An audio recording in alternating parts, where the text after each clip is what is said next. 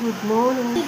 ഇത് മാമന്റെ വീട്. ഇത് അതെ, ഇത് മാമന്റെ വീട്.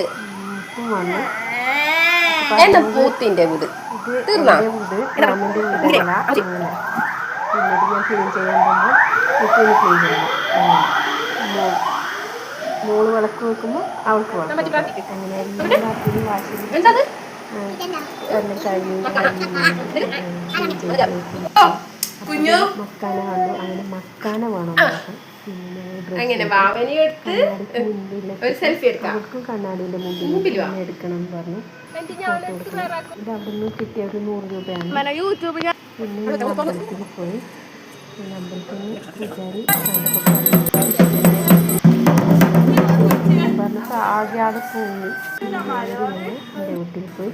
ഇനി ഞങ്ങൾ വീട്ടിൽ 3 തെയ്യം തരും. ഞങ്ങളുടെ വീട്ടിൽ മാത്രമല്ല ആ ഏരിയയിലൊക്കെ 3 തെയ്യം തരും. അപ്പോൾ അമ്പലത്തിൽ പായസം കുടിച്ച്